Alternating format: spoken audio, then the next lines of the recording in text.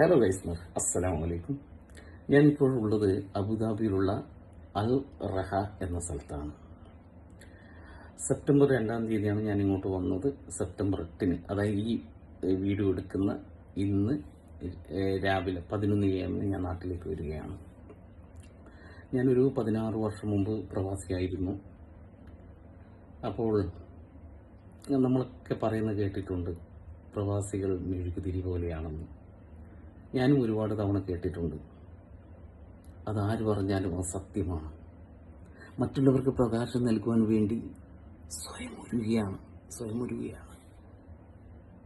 60-65%, ഏകദേശ കണക്കാണ് ഞാൻ പറയുന്നത്, 60-65% ആൾക്കാരുടെ ജീവിതവും മെഴുകുതിരി പോലെയാണ്.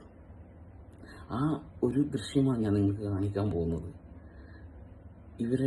ഇവിടെ എത്തിക്കഴിഞ്ഞാൽ ജോലി ഉറക്കം എന്ന രീതിയിൽ വർഷങ്ങളോളം തള്ളി നീക്കിയാണ്. സ്വന്തം കുടുംബത്തിനെയും മക്കളെയും ഉപ്പാവുമായവരുമായ പെണ്ണുമാരെയൊക്കെ നോക്കാൻ വേണ്ടി ഇങ്ങനെ കഷ്ടപ്പെടുകയാണ്. ഇവിടെ വന്നവർക്ക് അതിനെക്കുറിച്ചിട്ട് അറിയാം. അനുഭവത്തിലൂടെ പഠിക്കുന്ന പാഠം വലുതാണ്. അനുഭവമില്ലാതെ നമ്മൾ എത്ര പറഞ്ഞു കഴിഞ്ഞാലും അത് അവർ 25% മാത്രമല്ല, 50% മാത്രമേ സ്വീകരിക്കാൻ പറ്റൂ. അത് മനുഷ്യ സഹജമാണ്.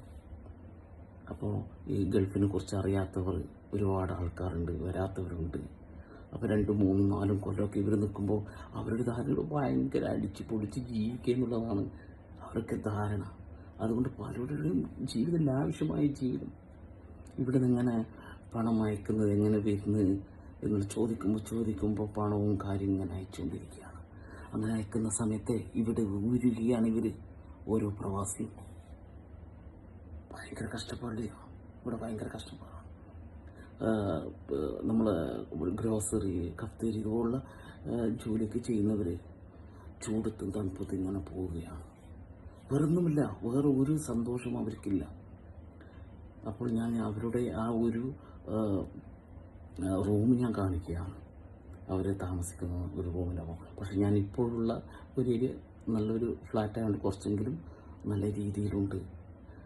ആ ഒരു സ്ഥലം ഞാൻ നിങ്ങളെ കാണിക്കുകയാണ് ഗൈസ്. ഇത് അവരുടെ അടുക്കളയാണ്, കിച്ചണാണ്. ഇവിടുന്ന് ഇവർ ഈ റൂമിലെത്തിക്കഴിഞ്ഞാൽ ഇതൊരു ബാത്റൂമാണ്. ഇവിടെ ഒരു റൂം, ഈ റൂമിൽ 10 പേരാണ് താമസിക്കുന്നത്. 10 പേര്.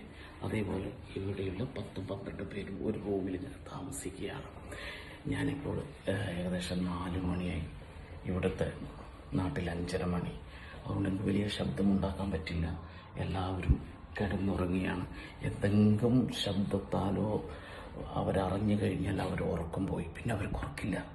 പിന്നെ ഡ്യൂട്ടി സമയം എന്ന് പറഞ്ഞാൽ 8 മണിയാണ്. 8 മണിക്ക് ഡ്യൂട്ടിക്ക് എത്തിക്കണം. അവർ ഉറങ്ങിയില്ലോ ഒന്നും നമുക്ക് അവിടെ പറയാൻ പറ്റില്ല. അതാണ് അവസ്ഥ. അപ്പോൾ ആ റൂം ഞാൻ നിങ്ങൾക്ക് കാണിക്കാൻ. ഈ 8-10 പേര് കിടക്കുന്നൊരു ഇരുട്ടാണ്. ആ ഇരുട്ടത്ത് ഞാൻ നിങ്ങളെ നല്ല കാണിക്കുകയാണ്.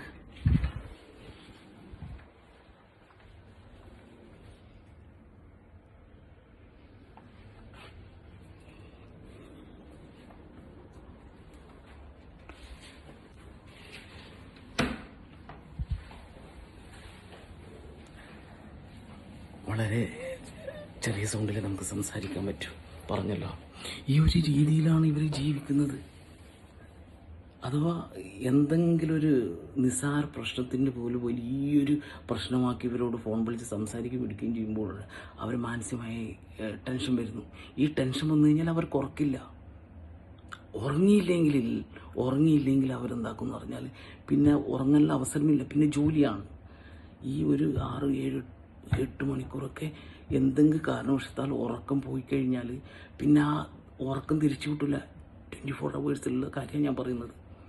പിന്നെ ഉറങ്ങണമെങ്കിൽ ആ ജോലി കഴിഞ്ഞിട്ട് പിന്നെയുള്ള ഉറക്കമാണ്. ആ രീതിയിൽ രാപ്പകലില്ലാതെ ഇങ്ങനെ കഷ്ടപ്പെടുകയാണ് 60-65% വരുന്ന പ്രവാസികൾ. അപ്പോൾ നിങ്ങൾക്ക് നിസ്സാര കാര്യങ്ങളൊക്കെ ഉണ്ടെങ്കിൽ അതൊക്കെ നിങ്ങൾ സോൾവ് ചെയ്യണം.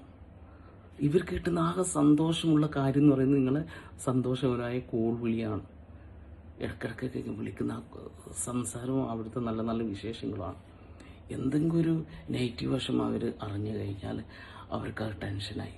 ഈ ടെൻഷൻ വന്നു കഴിഞ്ഞാൽ പിന്നെ ഓർക്കില്ല. അങ്ങനെ ജീവിക്കുകയാണ് പല പ്രവാസികളും. അപ്പോൾ നിങ്ങൾ മനസ്സിലാക്കേണ്ടതെന്ന് വെച്ചാൽ നിസ്സാര ചെറിയ ചെറിയ കാര്യങ്ങളൊക്കെ നിങ്ങൾക്ക് തന്നെ സോൾവ് ചെയ്യാൻ പറ്റണം. സന്തോഷകരമായ വാക്കുകൾ നിങ്ങൾ എപ്പോഴും പറയാൻ ശ്രമിക്കണം.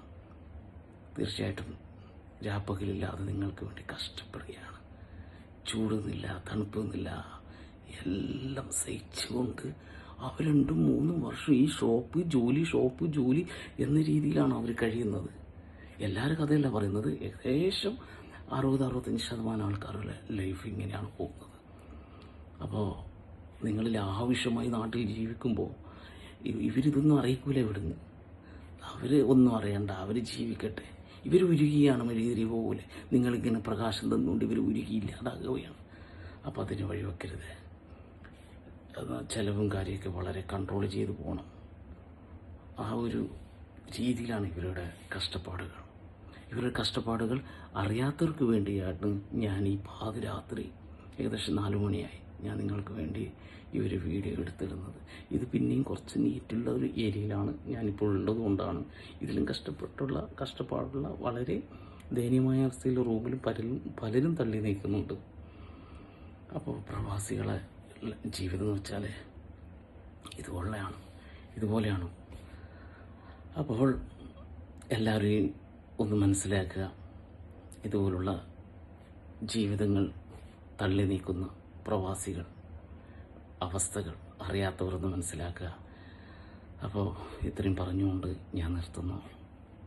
Good bye.